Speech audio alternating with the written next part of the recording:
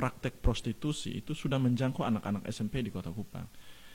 Nah, memang itu bukan hal yang baru, mungkin selama ini sudah ada, tapi kan tidak pernah di-up ke publik. Anak SMP umur 13 tahun, 14 tahun ada di dunia prostitusi loh, di Kota Kupang.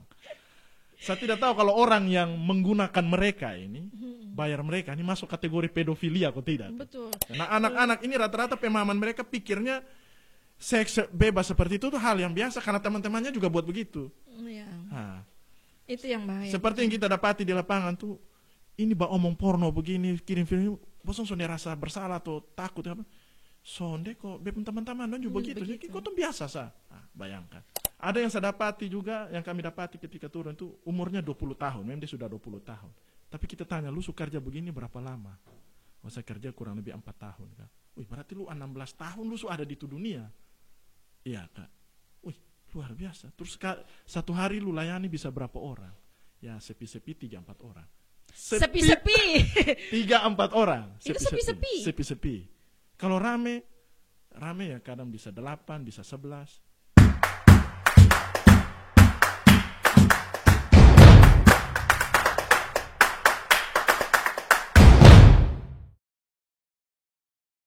Halo sahabat podcast KTN, berjumpa lagi bersama saya Lia di podcast KTN bercerita bergerak dan berdampak. Semenjak kemarin kita membahas isu HIV/AIDS di Lembata dan banyak yang memberikan pro dan kontra untuk kami untuk membahas kenapa hanya bahas di Lembata, akhirnya kami berpikir untuk akan membahas masalah yang sama, isu yang sama, tapi kami bergeser wilayah yaitu ke Kota Kupang. Sudah hadir bersama saya Sekretaris Komisi Penanggulangan AIDS Kota Kupang, Kakak James Bore. Siap, selamat siang. Selamat siang, terima kasih Kakak sudah mau menyempatkan waktu bersama kami di KTN. Ya, terima kasih juga. Kakak, kemarin itu kami ke Lembata, kami tim KTN ke Lembata, dan salah satu isu yang kami bahas itu tentang HIV/AIDS yang ada di Lembata, karena saya lupa tahun berapa, tapi pernah Lembata itu menjadi pemenang. Kasus tertinggi. Menjadi kasus tertinggi. Lembata itu pernah menjadi pemenang dan ironinya penderita HIV/AIDS itu didominasi, angkanya itu tertinggi ada pada anak sekolah. Saya tahu bahwa sebenarnya ini masalah ini bukan hanya ada di Lembata sebenarnya. Yeah. Kemarin tuh banyak yang kontra loh ke kami. Nah, kenapa mesti bongkar kasus di Lembata seperti ini, kayak aib apa segala macam. Tapi saya pikir ini baru di Lembata saja yang kami bongkar. Saya tahu bahwa di Kota Kupang juga sebenarnya banyak banyak sekali. Yeah. Jadi saya tertarik ketika kami kembali ke Kupang, saya tertarik untuk membahas ini khusus untuk Kota Kupang. Ditambah lagi dengan berita kemarin yang sempat keluar bahwa ada 8 sekolah SMP yang terdeteksi bahwa mereka terkumpul atau terpapar prostitusi online. Jadi kalau kita bahas ini kayaknya panjang ini. Kayaknya panjang ini. Saya siap melayani. Saya tahu bahwa ketika bahas ini saya langsung bilang, kemarin saya sempat kontak kakak yang paham betul dengan komisi ini. Dia bilang, saya bisa kasih provinsi dan kota. Saya bilang, saya hanya mau bahas Kota Kupang punya saja dulu. Jadi sudah diberikan orangnya yang tepat. Langsung sekretaris KPA Kota Kupang. Kita langsung ke segmen pertama kakak. Siap. Mungkin bisa diceritakan lebih dahulu bagaimana situasi terkini kasus HIV/AIDS di Kota Kupang. Apakah ada peningkatan yang cukup signifikan dari beberapa tahun terakhir mungkin kakak? Ya, terima kasih atas kesempatan yang sudah diberikan diundang ke KTN podcast yang luar biasa nih. Jadi kalau bicara tentang HIV/AIDS, kalau ada yang bilang itu seperti mengangkat aib atau apa tuh, ya, saya pikir itu pemikiran yang keliru. Justru ini adalah realitas perilaku yang ada di masyarakat, yang orang harus tahu, sehingga ketika dia tahu tentang realitas itu dan konsekuensi apa yang akan diterima, itu bisa mengontrol dia pun perilaku juga supaya jangan sampai dia ada di ruangan itu kan gitu. Nah, kalau tadi omong tentang data perkembangan sampai dengan saat ini, ya memang setiap tahun itu selalu ada kasus baru HIV di Kota Kupang. Setiap tahun pasti ada, bahkan setiap bulan pun bisa ada.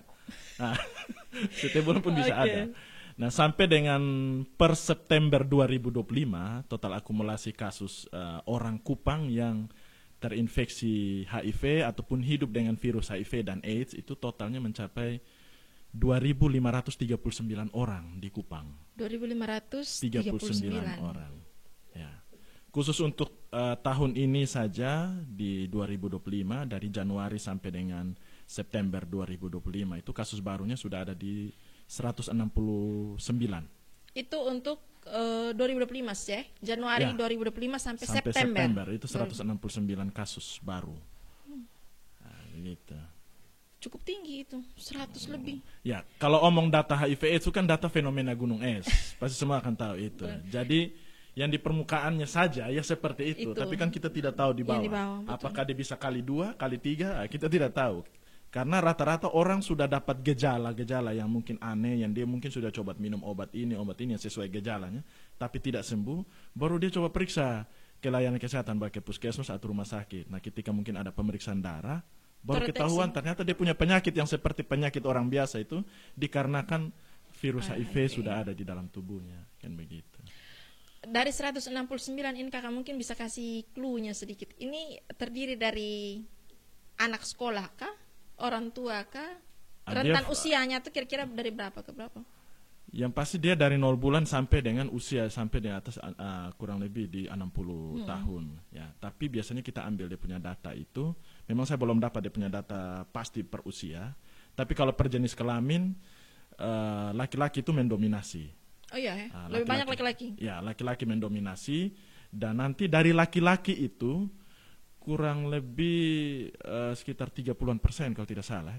Itu tertularnya melalui hubungan laki-laki suka laki-laki. Didominasi dari situ. Homoseksual? Ya, bisa dikatakan begitu. Oh ya, sorry.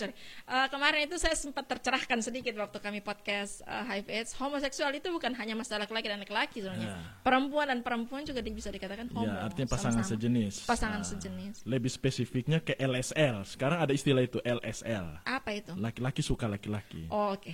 Seperti itu. LSL. Tapi itu minta maaf ini mungkin bukan berarti mendiskriminasi, tapi di Kupang banyak yang begitu. Dan sudah terbuka, banyak yang terbuka. Ya, artinya memang ada orientasi seksual seperti itu dan di Kupang ada. Di Kupang ada. Di mana-mana ada. Seperti itu. Ya, gitu. Kalau yang di Kupang kan mungkin sudah bukan 100% sih, tapi ada beberapa yang sudah main terbuka istilahnya. Iya. Sudah menunjukkan identitas diri bahwa pilihan saya seperti ini. Nah, kan begitu. Di daerah lain sebenarnya ada banyak juga, macam kayak kemarin di Lembata itu, minta maaf saya bandingkan sedikit dengan Lembata karena memang kemarin itu kami bahas cukup lama. Lembata punya kemarin podcast sampai durasi 1 jam lebih hanya bahas HIV/AIDS saja ini.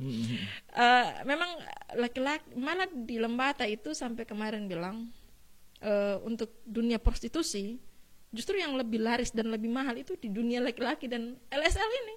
Laki-laki dan laki-laki ini. Saya belum tahu sampai ke situ, tapi bahwa orang bilang kalau pekerja seks itu ternyata bukan hanya perempuan. Tapi laki-laki juga ada. Sudah ada. Seperti itu, bahwa dia punya tingkat laris ataupun tidaknya saya kurang tahu sampai situ. Tapi memang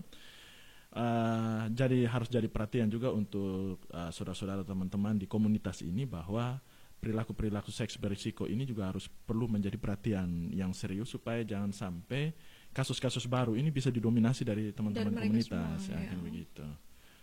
Ya. Kalau misalkan ada peningkatan sampai 100 tahun ini saja pecah sampai 169 kasus. Itu biasanya tertular selain dari hubungan LSL tadi. Kalau perempuan itu biasanya tertular dari mana, Kakak? Ya, hubungan heteroseksual juga toh, ya lawan jenis.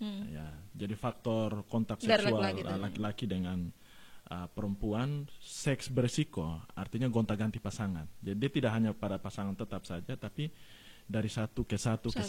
Nah, perilaku seks berisiko yang tanpa pakai pengaman, seperti ini ya akhirnya ya pasti berisiko besar untuk bisa tertular. Kayak kasus kemarin di Lembata punya itu kan juga ada banyak ibu-ibu rumah tangga malah. Ya, jadi khusus ibu rumah tangga tadi kalau di Kota Kupang tuh dia mencapai 18% ibu rumah tangga yang terinfeksi virus HIV. 18% tinggi itu tuh. Itu tinggi. Tinggi itu tuh. Nah gitu. Nah sebagian besar ini didominasi karena perilaku suami. Iya. Nah, suami walaupun juga ada ibu rumah tangga yang agak nakal-nakal juga kan, gitu. Jadi bukan hanya suami saja, tapi memang didominasi. Iya. Oke, siap. Suami gitu. Ya betul. Kita di Kota Kupang ini Kakak masalahnya. Kita sudah baku tahu lah. Ya barang itu bukan cuma laki-laki saja. Ada banyak juga sebenarnya. Ya, karena kemarin kayak di Lambata punya itu ada beberapa kasus yang sebenarnya dia punya ibu rumah tangga ini di rumah saja soalnya dia di rumah saja tidak pernah tahu apa itu yang tiba-tiba dia dapat warisan itu. Iya. Ternyata selidik demi selidik suaminya juga sudah tertular baru ditularkan ke istrinya. Jadi pulang dia bukan bawa rezeki, pulang dia bawa penyakit. Nah, gitu. Lebih parahnya lagi ketika terdeteksi itu ibunya sedang sementara hamil. Dan akhirnya tertular lagi ke anak melalui ASI. Iya. Itu akhirnya merangkai ke bawah. Satu kali diungkap 3 kasus. Nah, itu bapak mama anak. Betul. Itu yang sangat miris sekali. Iya.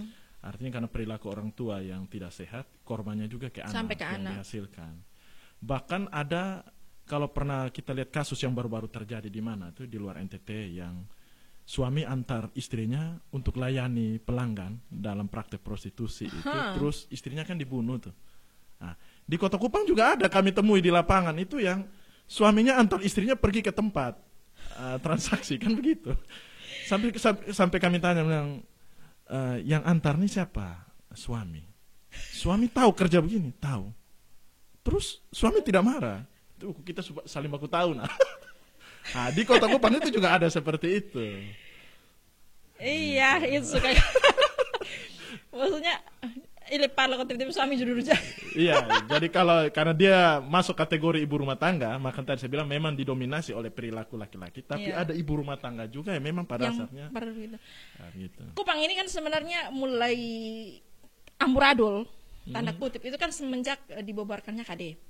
Kita mau ngomong itu kan waktu itu tuh Kak Gubernur itu kayaknya saya lihat dari beberapa aktivis yang ada dalam Komisi Penanggulangan AIDS yang paling ngotot, paling ribut masalah dia ditutup itu salah satunya Kak Gusti Brewan. Karena salah satunya ini kita akhirnya susah mengontrol untuk bagaimana supaya mereka itu tiap bulan di screening. Ini akhirnya kan menyebar ini semua, pokoknya abu-abu semua ini. Kita tidak tahu lagi mana yang asli, mana yang kalau di Lembata punya kemarin itu memang terdeteksi bagus, diorganisir bagus karena kakak yang saya podcast dengan dia kemarin memang mengorganisir, dia kontrol betul tiap bulan di screening sehingga mereka tahu betul bahwa WPS ini bersih.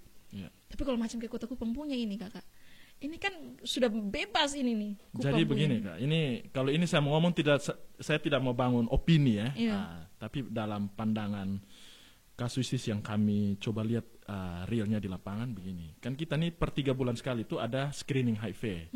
Rutin ke populasi kunci ini. Para pekerja-pekerja ini yang memang mereka tersebar di wilayah Kota Kupang. Yang dulu mereka ada di Alak sana.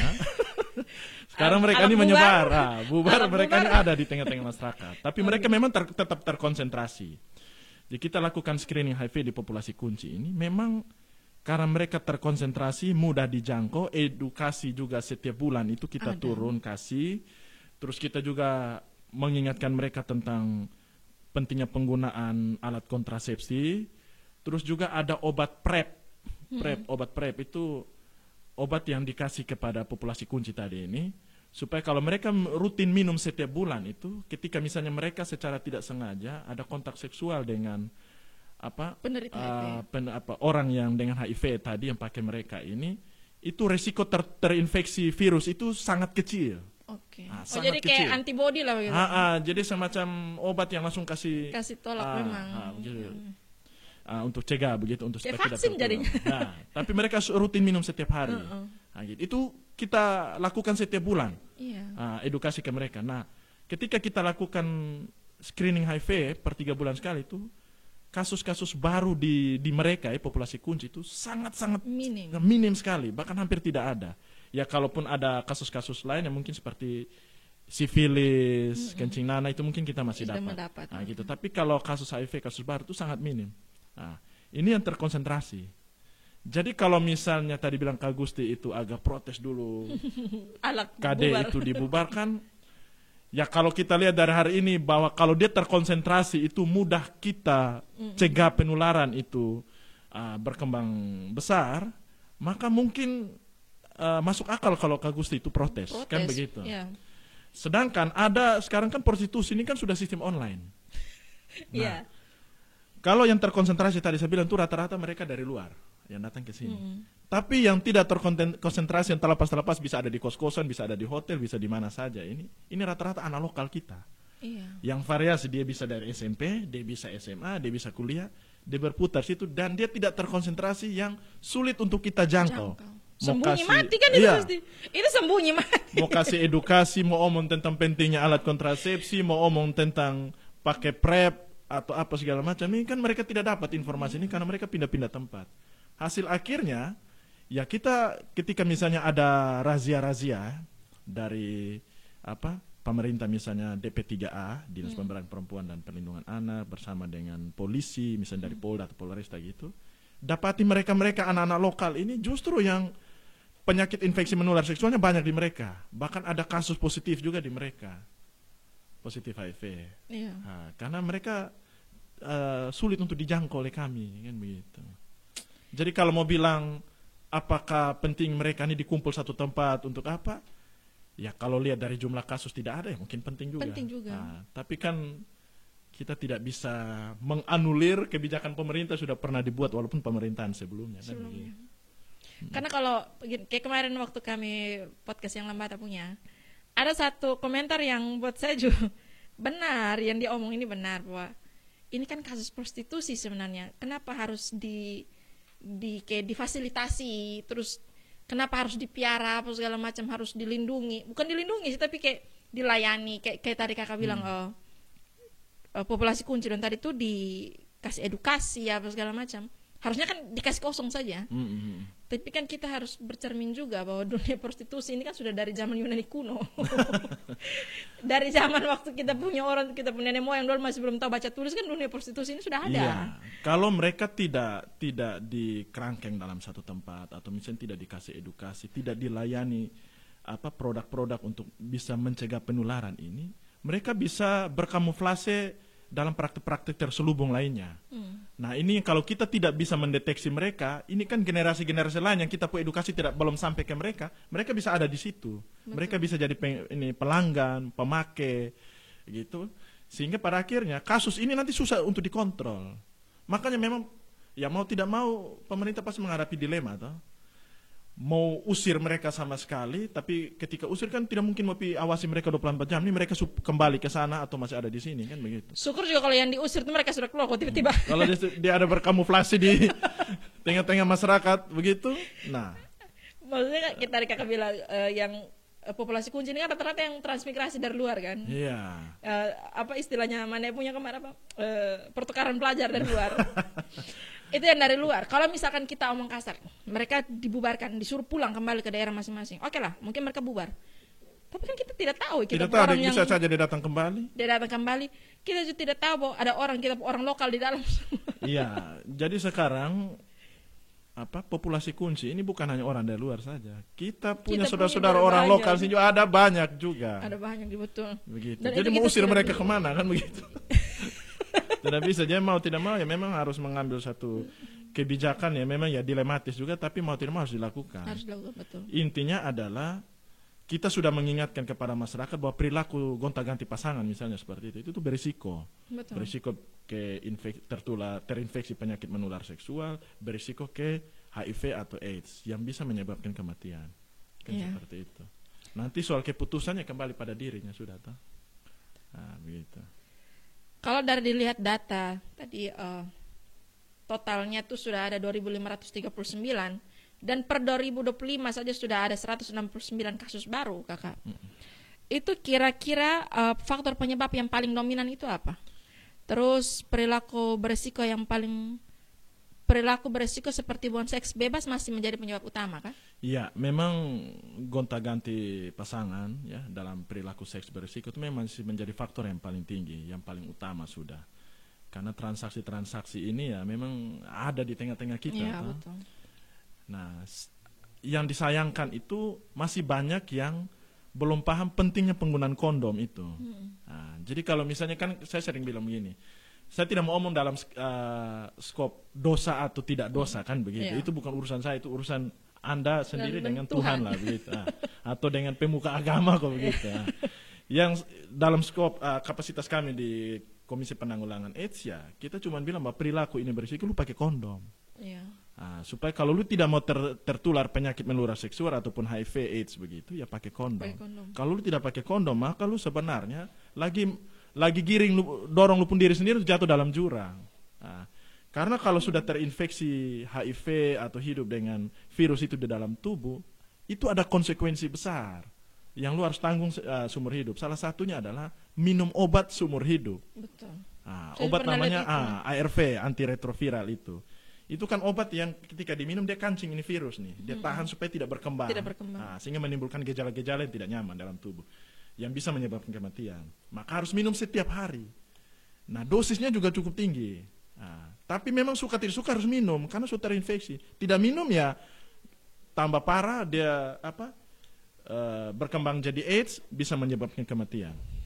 Minum tidak nyaman tetap harus minum. Kan begitu. Nah, supaya jangan minum obat seumur hidup ya, kalau lu tidak bisa tahan nafsumu ya, pakai karet. Pakai karet itu. Kan begitu. Ini tadi kan sudah bilang bahwa salah satu penyebabnya itu seks bebas. Salah satu populasi kunci tadi ternyata terkontrol dengan baik. Artinya bahwa ketika ada angka-angka ini, bisa jadi bahwa angka-angka ini keluar bukan dari yang populasi kunci tadi itu dong berarti. Ya, jadi begini, kalau di Kota Kupang itu populasi kunci mereka ini yang jumlah yang sudah terinfeksi virus HIV ya, artinya dalam data akumulasi itu hanya di, kalau saya tidak salah ingat itu 7 atau 9%, 7 sampai 9% saja. Sedangkan kalau kita lihat ibu rumah tangga bisa 18%. Ada yang dengan kalau berdasarkan jenis-jenis pekerjaan ya, kayak ada ASN, TNI, Polri itu dengan variasi itu, maka jadi pertanyaan, kok bisa ibu rumah tangga 18% atau TNI Polri ada sekian persen, tapi populasi kunci di Kota Kupang cuma 7% misalnya saja seperti itu. Terus ini ibu rumah tangga banyak, ini dapat dari mana? Bisa saja mereka juga pergi keluar daerah, tugas sana sini apa segala macam, merantau pulang datang sudah virus. Itu lagi. Bawanya ke sini kan bisa begitu. Berarti memang populasi kunci ini bukan apa ya istilahnya? Ya, populasi kunci di sini bisa ada populasi kunci di luar daerah. Ini baru kunci 1 belum kunci 2. Belum kunci 2, kunci 3 di luar sana gitu. Oke. Nah, ini kemarin itu sempat ada berita keluar Kakak. Cukup waktu saya baca ini berita ini, saya langsung ingat ke podcast saya dalam Bata kemarin. Bahwa ternyata ini saya sampai kemarin saya bagikan di Facebook sendiri bahwa ini ternyata Kupang memang ada, Kupang tuh ada, hanya belum dibongkar saja. Ada 8 SMP yang terpapar prostitusi online. Belakangan ini masyarakat sering mendengar tentang prostitusi online yang semakin marak. Terpapar kan kemarin sempat berita keluarnya itu 8 SMP. 8 SMP di Kota Kupang. 8 SMP. Terus bahkan melibatkan kaum anak muda, SMP loh. Anak SMP. Anak SMP. Mau bilang remaja juga, mereka masih usia pubertas awal kan itu. 13 tahun, 14 tahun. Itu usia pubertas awal. Kira-kira bagaimana pandangan KPA Kota Kupang terhadap fenomena ini? Yang pertama begini, memang itu realitas yang sekarang sudah terjadi, bahwa praktek prostitusi itu sudah menjangkau anak-anak SMP di Kota Kupang. Nah, memang itu bukan hal yang baru, mungkin selama ini sudah ada, tapi kan tidak pernah di-up ke publik. Kan begitu, sehingga ketika saya secara pribadi yang sempat mengangkat itu lewat akun media sosial saya coba untuk bagaimana membicarakan ini supaya diketahui oleh halayak umum di Kota Kupang. Paling tidak yang mungkin orang tua di rumah pikir bahwa Depo anak aman-aman saja, perilaku ada perubahan-perubahan perilaku seperti ini mungkin itu normal-normal saja, tapi ketika kita bicarakan itu orang tua mulai lebih mawas diri untuk mengawasi dia punya anak. Betul. Nah, gitu. Dan juga publik bisa tahu bahwa ternyata praktek prostitusi ini ternyata yang dulu kalau zaman-zaman kami dulu itu mungkin istilahnya dia di SMA atau dia kuliah atau mungkin dia tidak punya pekerjaan tapi usia dewasa, mau tidak mau dia ada di dunia itu. Tapi hari ini anak SMP umur 13 tahun, 14 tahun ada di dunia prostitusi loh di Kota Kupang. Saya tidak tahu kalau orang yang menggunakan mereka ini, bayar mereka ini masuk kategori pedofilia atau tidak. Betul. Itu kan masih di bawah umur. Itu anak masih di bawah umur. Nah, sehingga anda yang misalnya punya perilaku seks berisiko menggunakan anak-anak usia belasan tahun nih, Anda sadar tidak kalau Anda ini masuk kategori pedofil? Ya. Nah, gitu. Nah, dari 8 sekolah ini memang ada perilaku-perilaku yang akhirnya memaksa mereka ada ke situ. Nah, dari hasil penelusuran kami, ada pertemuan koordinasi kami juga dengan Dinas Pemberdayaan Perempuan dan Perlindungan Anak Kota Kupang, itu kita dapati berbagai macam informasi. Ya, beragam. Anak-anak ini memang rata-rata tuh yang mudah sekali terpapar prostitusi ini, praktik prostitusi itu memang sebagian besar berasal dari keluarga yang broken home. Ya. Ada istilahnya fatherless, yaitu artinya anak yang lahir tanpa ayah atau mungkin tidak punya ayah karena faktor kasus perceraian melibatkan orang tua mereka, atau mungkin punya bapak tapi tidak bertanggung jawab, tidak urus mereka. Jadi peran ayah dalam memimpin mereka, mengayomi mereka itu mereka tidak dapat. Hasil akhirnya mereka mencari ayah lain di luar. Nah, kan begitu. Ya. Nah, ini yang sangat kasihan sekali. Ya, nah, betul. Begitu. Itu kita mau ketawa juga. Ini yang kemarin ada yang protes, saya bilang, kenapa omong anak-anakku ketawa begitu? Belum, bukan ketawa sih, itunya ketawanya lebih ke miris sebenarnya. Nah, lebih ke miris. Lebih ke miris sih, kesian juga sih sebenarnya. Tapi kan tidak harus ke situ sebenarnya, tidak harus ke situ harusnya. Ya, ketika mereka dapat bimbingan yang baik dari orang tua kan sebenarnya mereka tidak harus ke situ. Jadi orang tua itu memang adalah garda terdepan untuk membentengi mereka ini. Ya, dengan edukasi. Sekarang ini kalau omong seks tidak bisa lagi kita bilang tunggu di SMA kuliah baru ngomong. Betul, sepakat. Itu dia saya sepakat. SD sudah harus ngomong. Dari TK pun juga sudah ada seks usia dini, edukasi dini itu yang mulai omong mulai dari bagaimana mereka punya istilahnya organ-organ vital tertentu yang tidak boleh dipegang sama bapak atau orang lain atau apa, itu kan sudah dimulai itu. Nah, apalagi di usia SMP mereka sudah mengalami masa pubertas, mereka sudah bisa hamil. Betul. Kalau mereka tidak mengontrol perilaku, itu sudah mulai ngomong. Saya punya anak sendiri juga SMP kelas 1, saya dengan mamanya itu sudah mulai berbicara tentang pengetahuan seks usia dini kepada mereka. Dengan segala risiko-risikonya. Itu sudah mulai diomong dari sekarang.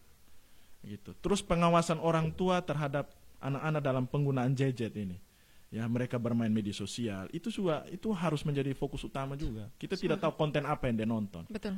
Nah, menimbulkan rasa penasaran, rasa ingin tahu, dia bisa saja terjerumus kan begitu. Apalagi sekarang Gemini AI, ChatGPT dengan bebas-bebasnya kasih informasi tanpa filter itu. Mereka bisa mengakses semua jenis informasi lewat handphone mereka. Nah, gitu. Terus di Kota Kupang tuh Kak, ada grup-grup WA yang menampung anak-anak SMP Kota Kupang, yang di situ percakapan mereka tuh tidak terkontrol.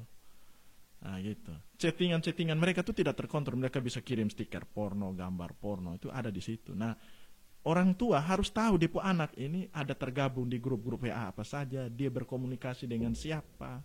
Nah, gitu. Di dia punya galeri itu ada foto-foto apa, kan begitu.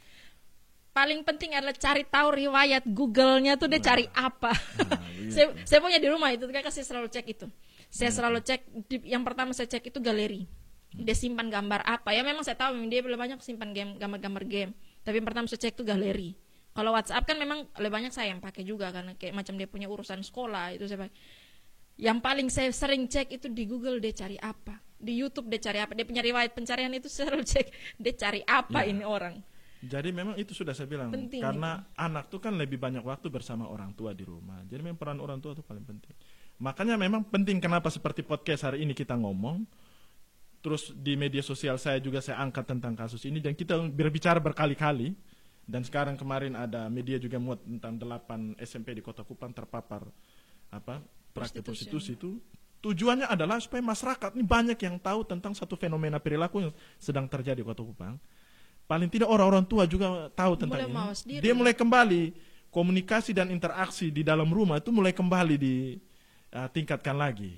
Dia harus bisa tahu dia punya anak nih pertumbuhannya seperti apa. Karena ada orang tua yang dia pikir bahwa sudah saya beli lu pakaian, penuhi lu kebutuhannya, selesai sudah.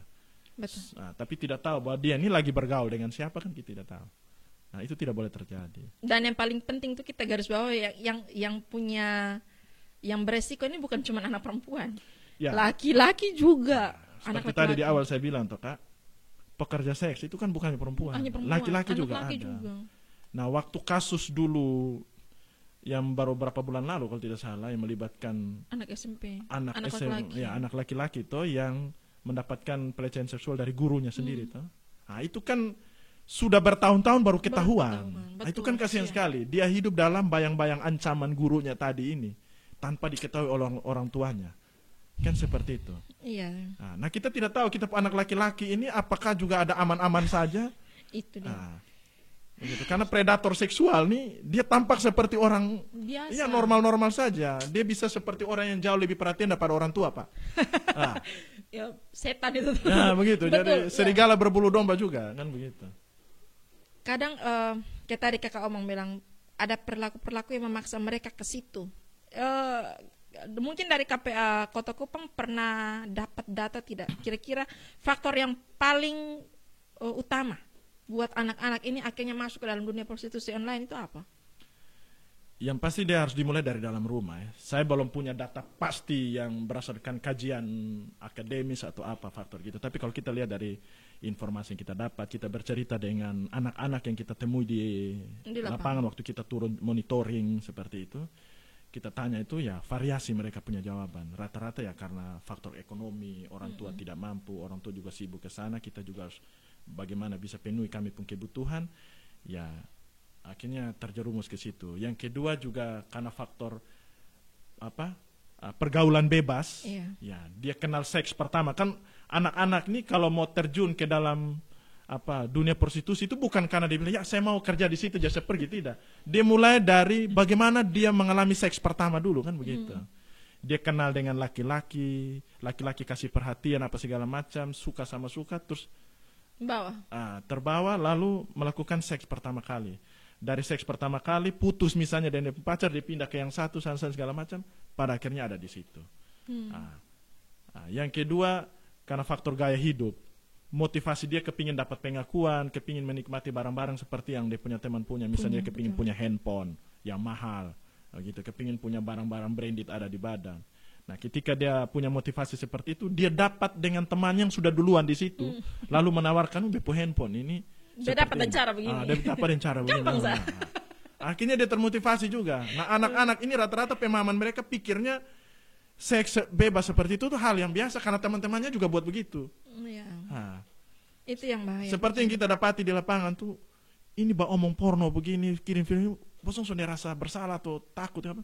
Sonde kok, teman-teman dan juga begitu. Kok tuh biasa sah. Bayangkan, kan begitu. Dan itu mirisnya tuh di anak SMP soalnya. Saya tuh mirisnya karena di SMP. Kalau SMP sudah seperti itu kan. Apalagi SMA, apalagi kuliah di Kota Kupang. Kan begitu. Kita belajar dari kasus kemarin yang Kapolres Ngada itu kan hal yang tidak disangka dan tidak diduga kan dari aplikasi itu. Itu anak. Seperti itu. Yang F itu. Iya, jadi makanya tadi saya bilang pengawasan orang tua paling penting. Nah, kita misalnya di KPA atau kakak mereka di Kayatene ini kan dengan ruang lingkup yang terbatas, sekedar hanya bisa mengingatkan, tapi peran semua elemen masyarakat itu penting untuk bagaimana menanggulangi fenomena yang ada. Jadi bukan hanya pemerintah melalui KPA, bukan hanya Kayatene, tapi juga orang tua, tokoh agama, di mimbar-mimbar sudah perlu harus ngomong tentang ini. Betul. Kan begitu. Di agama lah. Di khotbah-khotbah sudah harus ngomong begini. Sudah harus ngomong. Jadi bukan hanya kerja pemerintah saja. Semua peran.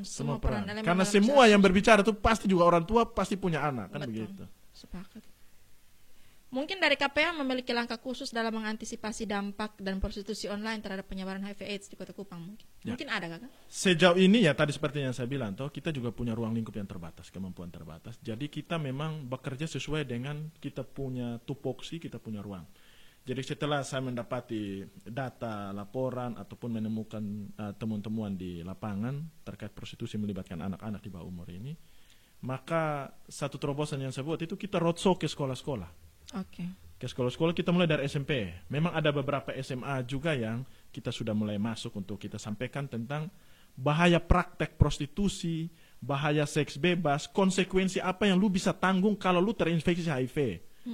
Yang lu tanggungnya ini bukannya tanggung 1-2 bulan, tanggungnya seumur hidup. Seperti tadi saya bilang minum obat seumur hidup, Bahkan di Kota Kupang kan stigma tentang orang yang dengan HIV itu kan masih tinggi. Orang masih jaga jarak, takut bergaul dengan mereka. Sehingga ketika lu terinfeksi HIV, relasi sosial pasti terganggu. Walaupun kita terus ingatkan bahwa kita berinteraksi dengan orang dengan HIV, ODIF, itu tidak menular. Iya. Jabat tangan, berpelukan, cipika, cium hidung, segala macam itu tidak menular. Jadi jangan takut. Tapi karena edukasi ini belum meluas, masih banyak orang-orang yang takut. Sehingga saya ingatkan kepada adik-adik ketika kita turun ke sekolah-sekolah, kalau lu terinfeksi HIV, relasi sosial pun pasti di awal-awal akan terganggu. Nah, seperti itu. Orang bilang kayak sanksi sosial. Sanksi sosialnya itu pasti orang masih berpikir bahwa lu terinfeksi HIV ini karena lu perilaku. Iya. Orang tidak lihat bahwa jangan sampai anak ini dapatnya dari orang tua. Dia lahir dari orang tua yang positif. Orang tidak lihat seperti itu. Atau mungkin saja dia ada tolong orang yang celaka di jalan, darah dengan darah apa segala macam bercampur dengan ODIF. Dia kena seperti itu, kita tidak tahu. Tapi stigmanya langsung menjudge duluan. Iya. Bahwa karena perilaku tidak bagus. Seperti itu. Makanya ini yang kita biasa sampaikan ke anak-anak SMP, ya jangan lu sampai ada di dunia seperti itu. Sejauh ini dari KPA Kota Kupang masih SMP. Kalau kira-kira sudah berapa SMP yang kakak dong sudah sampai? Belum terlalu banyak. Ini juga makanya kemarin kami audiens dengan Pak Wali Kota, kita minta sedikit ada intervensi kebijakan untuk sekolah-sekolah ini. Dia mulai tahun depan itu sudah bisa bikin satu agenda tetap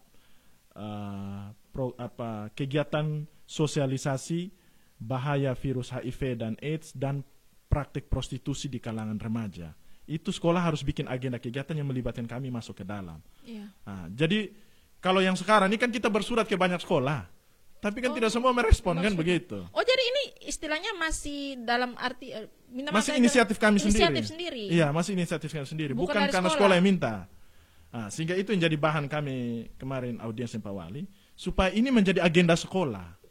Bahkan kita minta juga kita masuk di OPD lingkup pemerintah Kota Kupang. Betul. Supaya mereka juga mengagendakan itu. Karena informasi bukan soal omong tentang HIV yang kalian sudah tahu HIV itu apa, AIDS itu apa, gejala-gejala seperti itu. Bukan. Tapi ada perilaku-perilaku yang kita masukkan juga dalam bagian dari materi. Itu yang karena dia juga ibu rumah tangga punya potensi tertular, tapi dia juga adalah orang tua yang punya kewajiban mengawasi dia punya anak, sehingga materi itu kita sampaikan kepada mereka. Maka OPD perlu juga bikin kegiatan itu. Minimal 1 tahun 1 kali lah, atau mau 2 tahun 1 kali terserah. Tapi kita siap untuk rolling ke semua OPD, sekolah, terus ke kelurahan. Kita minta semua kegiatan-kegiatan sosialisasi di kelurahan itu wajib juga sertakan KPA. Minimal ada 15 menit yang kita ngomong tentang ini. Tentang itu. Begitu. Tujuannya supaya informasi meluas. Khusus SMA, memang ada niat nanti kita mungkin kalau tidak audiens dengan Pak Gubernur, mungkin kita mau audiensnya dengan Kepala Dinas Pendidikan dan Kebudayaan Provinsi NTT untuk juga bisa menginstruksikan ke sekolah-sekolah SMA di Kota Kupang untuk bikin program itu. Entah nanti mereka melibatkan teman-teman di KPA Provinsi atau mau melibatkan kami yang di Kota Kupang yang bersinggungan langsung dengan wilayah ini, dan kasus teman-teman itu kita juga langsung lihat langsung. Bisa, ya artinya kita siap saja. Itu sudah tugas kita, kan seperti itu. Sejauh ini untuk edukasinya baru sebatas itu. Selain kita juga tadi melayani populasi kunci tadi itu. Ya, itu populasi kunci. Tapi kan kalau kita mau bilang kayak tadi kakak jelaskan, populasi kunci ini akhirnya karena terkontrol dengan baik, mereka aman. Istilahnya, mereka aman lah. Untuk di populasi yang tidak terkunci ini ada banyak. Ya, karena populasi kuncinya kan ada, populasi yang tidak terkunci ini yang Kupang punya ada full. Seperti itu. Sekarang ini kayak tadi kakak sempat singgung bahwa masyarakat itu masih memiliki stigma terhadap orang dengan HIV/AIDS. Menurut kakak, kira-kira apa yang perlu dilakukan untuk mengubah cara pandang masyarakat supaya mereka lebih terbuka dan empati terhadap orang-orang ini? Ya, salah satu yang melalui peran media sosial juga kita ingatkan, kita informasikan bahwa bentuk-bentuk penularan HIV/AIDS itu hanya sebatas pada misalnya hubungan kontak seksual gonta-ganti pasangan. Terus melalui jarum suntik, narkoba, jarum suntik tato yang dipakai jarum yang sama untuk orang-orang yang berbeda. Yang seperti itu, atau dari penularan melalui ASI atau ibu hamil kepada anaknya. Baru hanya sebatas itu dia punya bentuk penularannya. Sedangkan di luar itu tuh tidak. Seperti tadi saya bilang tuh kita jabat tangan tidak, kita cipika-cipiki tidak, tidur bareng dengan orang HIV/AIDS tidak menularkan. Makan gonta-ganti depo alat makan tidak menularkan. Beda deh orang TBC. Orang TBC kan jauh lebih berbahaya kalau kita duduk berhadapan begini toh. Oh, mereka batuk itu gugup. Iya, jadi di luar itu tuh tidak menularkan. Jadi ketika misalnya tetangga Anda, saudara Anda dalam rumah ketahuan terinfeksi HIV, ya jangan dikucilkan, jangan didiskriminasikan, termasuk dia teman kantor atau apa, santai saja. Berperilaku biasa, berinteraksi sosial biasa. Seperti itu. Ini saya dapati waktu lalu ada kasus di mana ada tetangga yang meninggal karena AIDS, terus ada oknum tetangganya bilang, "Wih Jampi, dia meninggal karena AIDS, nanti kau tertular." Hei, melayat itu Pak, itu tidak menularkan. Kita, kadang-kadang kita porong Kupang ini sekarang kan aneh-aneh itu kan. Pergi melayat, saya kan duduknya di tenda, bukan pergi tidur dengan jenazah Pak. Tidur jenazah itu ada apa-apa kok, jenazah darah suka kering gitu. Begitu, jadi itu kan kasihan sekali. Masih ada perilaku seperti itu, ketakutan-ketakutan yang tidak berdasar. Nah, begitu. Jadi memang tugas kita memang harus sampaikan begitu, sosialisasi terus-menerus, supaya orang-orang tahu bahwa oh ternyata teman-teman kita, saudara-saudara kita yang ODIF ini, dia tidak berbahaya. Betul. Dalam konteks tertentu tidak berbahaya, sehingga jangan kita memberikan stigma seperti itu. Gitu. Akhirnya mereka sudah stres dengan sakit yang buat mereka harus konsumsi obat setiap tahun, seumur hidup. Ya, setiap hari. Setiap hari dan seumur hidup.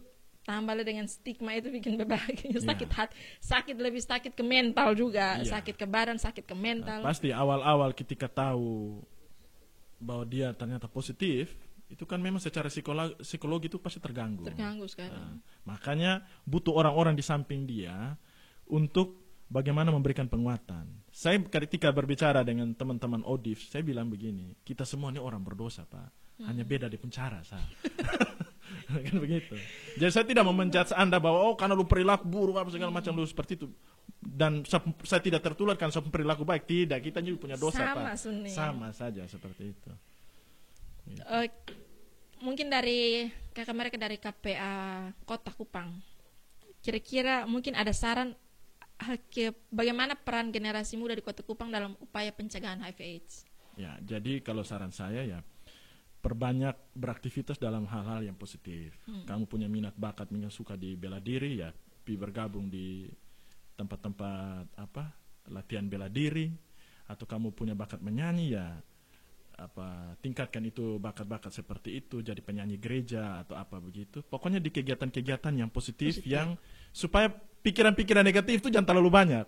Kalau duduk tidak tahu bikin apa, akhirnya buka HP, nonton film-film yang tidak jelas, akhirnya mulai otak tidak bagus, akhirnya lihat anak tetangga bisa berpikir, akhirnya terjadi pelecehan seksual terhadap anak di bawah umur karena baru habis nonton video porno hantam anak tetangga. Anak perempuan, betul.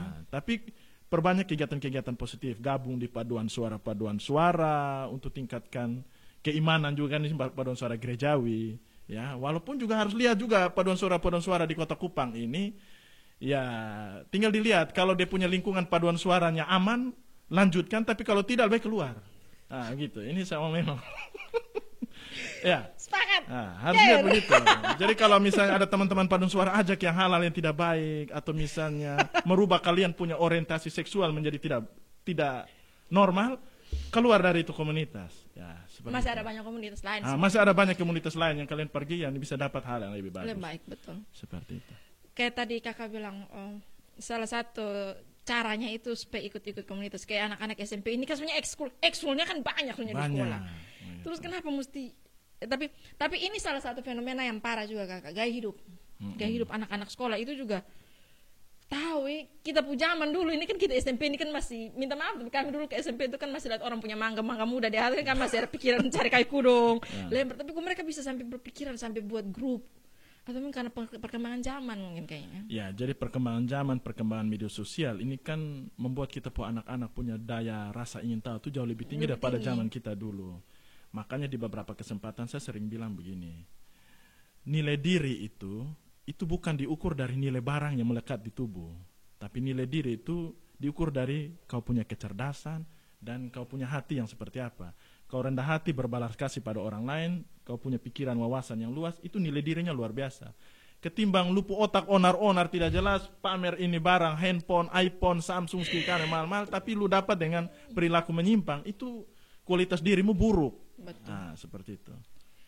Ini juga jadi peringatan buat kita yang orang tua. Kadang-kadang begini, kayak kemarin di Lembata itu, waktu kami sharing, ada beberapa anak-anak yang punya orang tua mampu. Kalau mau dibilang mereka terjun ke dunia itu bukan karena ekonomi juga sebenarnya. Ya bisa jadi karena faktor kenyamanan di dalam rumah. Bisa jadi orang tuanya broken home di situ, sering terjadi percekcokan atau orang tua terlalu sibuk dengan mereka punya pekerjaan, motivasi, impiannya mereka lagi kejar-kejar, lupa perhatian terhadap anak. Nah, anak-anak ini kalau dalam usia-usia di bawah 17 tahun ini seperti domba yang lagi digiring ke padang, toh. Kalau dia tidak didampingi gembalanya, ya serigalanya ada banyak. Yang dia berkamuflase seperti seorang domba juga, kan begitu. Seorang gembala, baik. Seorang gembala. Kalau kamu giring tanpa didampingi, ya selesai sudah, Pak. Kan begitu. Ini peringatan penting buat kita yang punya, kita orang tua juga sebenarnya. Seperti itu. Kayak kemarin di Lembata itu, mereka masalah, orang tuanya mampu, mereka tuh masalahnya mereka mencerita itu karena masalah fantasi. Waktu saya dengar ini kata fantasi ini, wiku sumpah kakak saya merinding, maksudnya anak SMP omong kata fantasi. Itu kan, itu kurang ajar itu. Ya itu kan bisa jadi mereka sudah mampu mengekspos misalnya video-video dewasa, video porno apa. Jadi mereka juga berfantasi dengan itu, rasa ingin tahu gimana sih rasanya seperti itu. Betul. Akhirnya mereka bisa saja mulai dari pacar mereka. Nah, mulai dari pacar mereka coba-coba. Nah itu menjadi hal biasa, gonta-ganti sana sini. Ya pada akhirnya mereka terobsesi lagi. Daripada gratis lebih dapat duit kan begitu. Nah, begitu. Ini juga jadi perhatian serius, salah satu pesan serius bahwa mulai kenali tanda-tanda perubahan pada anak. Kadang-kadang ada orang tua yang mulai sedikit, minimal ada kepekaan sedikit untuk memperhatikan kira-kira anak-anak ini pakai barang, sedangkan kita tidak pernah beli untuk mereka. Contoh kayak tiba-tiba anak suka pakai HP yang agak mahal. Itu harusnya jadi tanda tanya kita buat orang tua. Jadi ini dia perilaku begini, Kak. Orang tua harus tahu. Pertama ada hal yang kecil, handphonenya sudah pakai pola apa yang tidak diketahui oleh orang tua. Ya. Itu ada apa yang disembunyikan sehingga dia pakai pola. Itu kita mulai, saya tidak bilang bahwa dia sudah ada di dunia itu, tidak, tapi dimulai dari dari hal-hal yang kecil. Kita perlu harus cari tahu. Anak itu dia harus terbuka dari orang tua. Betul. Nah, dan orang tua juga harus mampu memberi kenyamanan supaya mereka tuh bisa jadi teman curhat yang baik untuk anak. Nah, itu mulai dari situ, pola. Yang kedua, perilaku-perilaku lain. Misalnya kok di tasnya ada lipstik, kosmetik. Nah, dia mulai sering izin ke sana kemari. Dia ada pergi sekolah bawa pakaian ganti. Ya kan begitu. Ada bawa apa? Pakaian ganti. Bisa jadi dia pergi ke sekolah, tapi di sekolah dia izin dia keluar. Nah, gitu. Habis olahraga dia keluar, dia tidak lanjut. Dia bolos misalnya. Izin setengah hari. Nah, kita tidak tahu. Betul. Nah, kenapa sampai lu bawa kosmetik, bawa pakaian ganti di tas?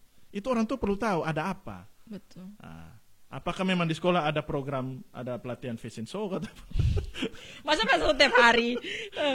Perlu tahu. Nah, interaksi ke guru juga. Misalnya begini, terima rapor, dia tanya ke guru, siapa anak di sekolah ini seperti apa? Iya. Jangan sampai Pak, dia ini sering izin. Katanya bilang bapak ada perlu di sini. Bawa nama orang tua misalnya. Ternyata dia izinnya om jemput di oto Pak. Kan begitu toh? Nah, kita tidak tahu. Aduh, ya. Karena yang saya omong ini memang ini perilaku yang kita dapat di sana. Ada. Nah, kan seperti itu. Saya pernah dengar ini masalah bawa pakaian ganti ini, saya pernah lihat secara langsung. Ada anak ini yang kelakuannya seperti ini dan ternyata akhirnya tidak sampai IVF sih, tapi akhirnya dia hamil di luar nikah. Dan ini statusnya dia masih anak SMP. Ya perilakunya salah satunya ini nih, bawa pakaian ganti ke sekolah. Orang tuanya tidak ngeh sampai situ. Jadi maksudnya tadi seperti itu. Ada kasus di mana ketika anak ini kena razia, orang tuanya protes, marah karena seperti dijudge bahwa anak ini ada di dunia terpapar prostitusi, kan seperti itu. Alasannya karena anaknya yang dia tahu bahwa anaknya kalau pulang sekolah itu langsung kamar. Jadi seperti anak rumahan begitu, tidak ada aktivitas apa-apa, pokoknya dia di kamar saja begitu. Tapi setelah diinterogasi lebih jauh, anaknya jujur bahwa dia di kamar tuh mainnya aplikasi hijau tuh. Aplikasi hijau. Anaknya terlihat sopan, baik di apa. Kalau mau aplikasi hijau, saya pikirnya ke WhatsApp. Tidak. Ada yang hijau lebih dari. Agak hijau terang itu. Iya, itu yang kemarin F itu pakai itu juga kan. Aplikasi yang sama kan ya. Jadi di situ mamanya sampai shock. Karena tahun saja anaknya itu rumah sekolah rumah kan seperti itu kamar. Tapi ternyata di kamar itu dia bermain itu. Iya, Kupang ini yang kemarin tahu siapa yang kasih keluar berita, provinsi apa kota bilang rencananya kan mau blokir kan ini aplikasi ini tidak boleh ada lagi di. Itu bukan kota solusi, Kupang. Kak. Itu bukan solusi. Karena blokir itu aplikasi dia bisa pakai aplikasi lain. Ada banyak aplikasi kan. Ya. Telegram sekarang saja sudah ngeri sekarang Telegram kita dulu. Saya cerita-cerita dengan teman-teman di komunitas LGBT, mereka punya aplikasi yang khusus di situ. Ada banyak, Pak. Betul. Kemarin Kanevi kan juga ngomong hal yang sama, bahwa ada website tapi saya lupa nama websitenya apa. Ada website sendiri. Ya, untuk mereka punya. Dan itu bukan satu, ada banyak. Nah, kalau hapus satu pasti muncul satu, Pak. Berarti dia tuh kayak ada tab sendiri, Kakak. Oh, yang hetero punya ada tab sendiri, yang homo punya ada tab sendiri. Ada website itu. Ada. Hanya kan saya tidak boleh sebut namanya. Ya, itu biarkan itu menjadi urusan terkunci. Usahakan supaya yang tidak terkunci ini jangan tahu, mereka jangan masuk ke dalam situ. Jangan buat itu. Karena kalau kita sebut aplikasi, mereka bisa cari tahu itu. Jadi menutup aplikasi itu bukan solusi. Sama seperti menutup yang di sana itu juga bukan solusi, Pak. Malah memperparah. Kalau saya mau ngomong kasar itu memperparah. Akhirnya melebar, melenceng kemana-mana. Karena separuh yang dari Alak itu ada separuh lari ke Lembata juga. Lari ke daerah-daerah lain. Kita tidak mempersalahkan mereka, tapi akhirnya kan tidak terkontrol. Orang jadinya susah mau mengontrol kan. Ya, benar. Ya minimal kalau kontrol dari yang mereka yang WPS, bisa juga kita kontrol dari orang-orang yang memakai jasa itu. Tapi kalau tutup begini ya akhirnya tidak terkunci semua kan. Dan di Kupang itu banyak, Kakak, masalah aplikasi hijau itu. Ini nih kemarin waktu masalah Fani, saya sebut nama saja, masalah Fani yang kemarin dengan Kapolres Ngada itu kan akhirnya terungkap bahwa mahasiswa kita punya sekarang juga ternyata sudah pakai itu. Ya, kalau tadi yang saya bilang tuh, Kak, kalau SMP saja sudah terpapar, apalagi SMA, apalagi dia pun jumlah tuh kayak dia naik jadi begini tuh, dia segitiga terbalik. Dari kecil-kecil jadi besar di atas. Apalagi yang ada sampai kasus suami antar istri, itu kurang ajar sudah.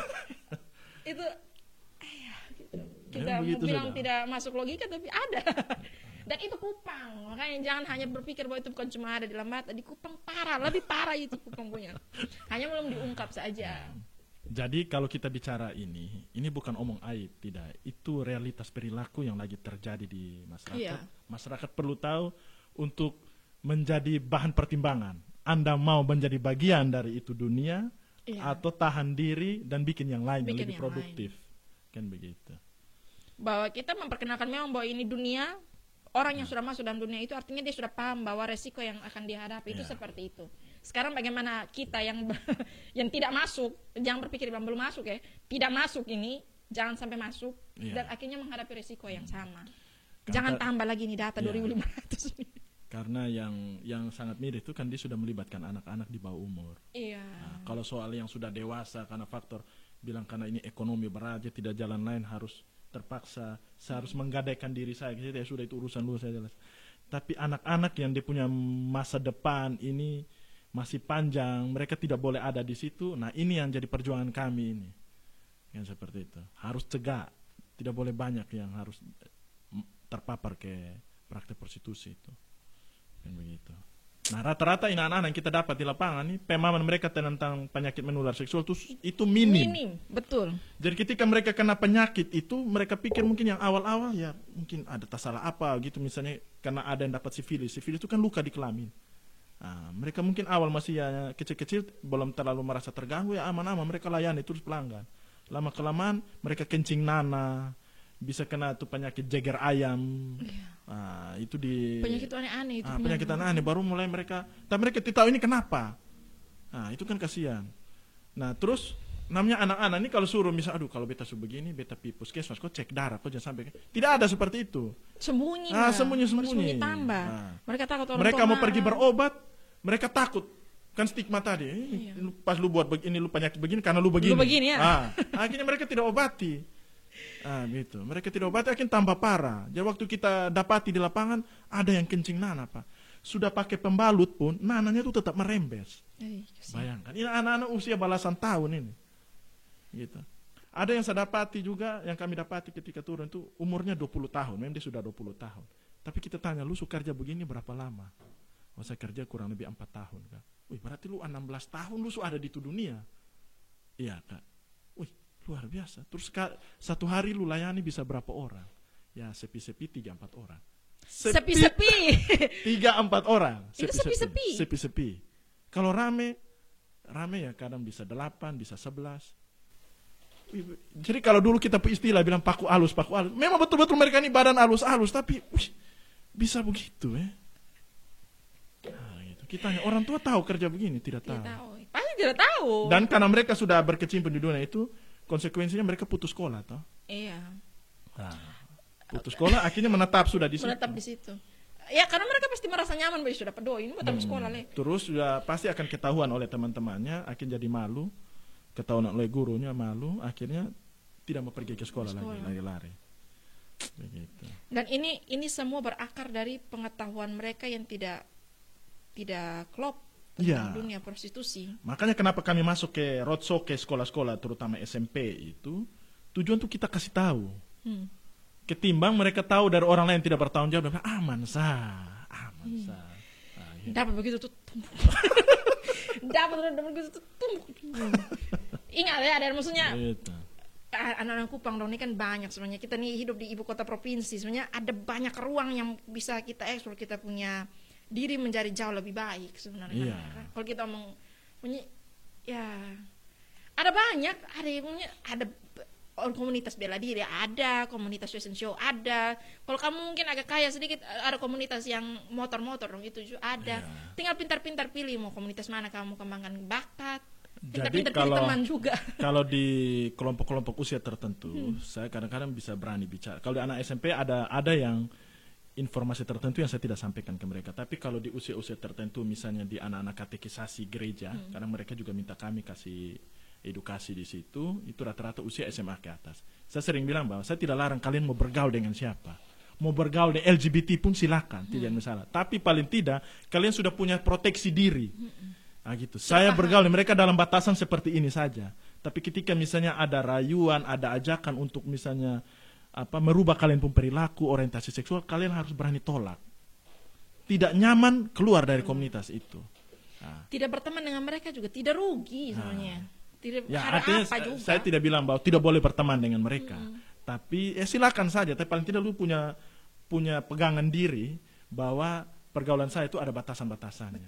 Seperti itu. Ini yang kadang-kadang kita mau omong kayak begini sebenarnya miris, tapi lebih ke hal-hal yang tidak kita duga kan sebenarnya. Jatuhnya bukan menganggap remeh, tapi ketawa nih karena kok bisa begitu ya.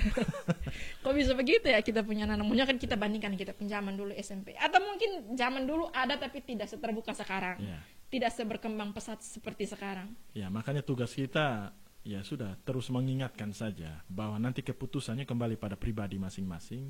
Tapi paling tidak masyarakat tahu bahwa hari ini seperti kami dari KPA adalah perpanjangan tangan dari pemerintah. Itu tahu bahwa pemerintah juga sedang bekerja untuk terus mengingatkan masyarakat tentang bahaya ini.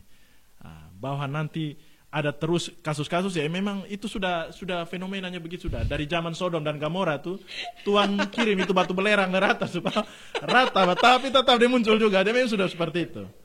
Itu dunia tetap ada. Tapi paling tidak masyarakat tahu bahwa pemerintah tidak tinggal diam. Begitu. Bahwa kita juga harus paham bahwa itu dunia itu ada. Tinggal bagaimana kita kontrol supaya anak-anak sekolah, anak-anak yang belum paham ini jangan masuk dulu ke dunia itu. Bila perlu jangan masuk dulu, tapi tidak boleh ada di situ. Tidak boleh ada di situ. Karena konsekuensinya 1, 2, 3 dan seterusnya yang bisa ditanggung. Orang-orang yang masuk ke dunia itu adalah orang-orang dewasa yang sudah tahu konsekuensinya seperti apa. Jangan sampai menyentuh ke anak-anak sekolah, itu kesian. Seperti saya punya anak juga perempuan di rumah yang sudah SMP, saya ngomong, kalau lu bergaul seperti ini, lu dalam usia begini, lu sudah dapat haid, ya, mamanya juga ngomong begitu. Lu punya resiko untuk kalau lu tidak kontrol pergaulan, lu bisa hamil di usia dini. Urus anak tuh tidak gampang anak. nah kita kan punya anak yang kedua masih kecil. Biasa kakaknya yang kadang-kadang kasih mandi. Lu biasa mau kasih mandi adik, selalu ngomel-ngomel toh. Bagaimana lu urus kalau anak sendiri? Soalnya ada yang bantu loh. Seperti itu. Jadi jangan sampai belum saatnya lu Betul. mengalami itu. Begitu. Jadi peran kita memberi edukasi kepada orang tua itu penting. Betul. Peran edukasi kepada anak-anak. Begitu. Kakak ini luar biasa sekali. Banyak hal penting yang kita pelajari hari ini. Mulai dari kondisi HIV/AIDS di Kota Kupang, tantangan prostitusi online, hingga langkah-langkah pencegahan yang mungkin bisa kita lakukan bersama. Mungkin terima kasih banyak kakak untuk waktu yang sudah kakak berikan, sudah mau berbagi dengan kami di sini.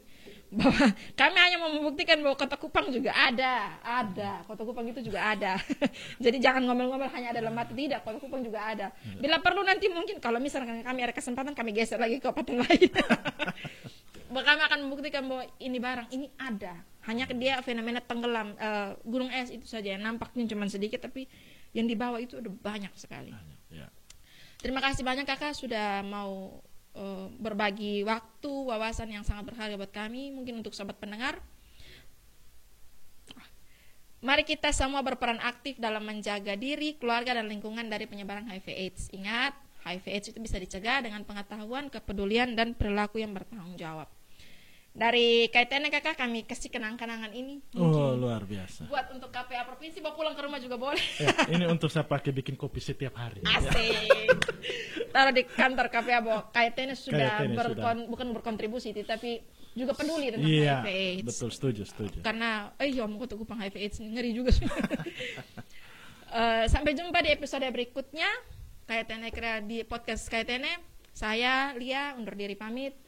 Sampai ketemu di episode berikutnya. Sampai jumpa. Oke. Selesai sudah.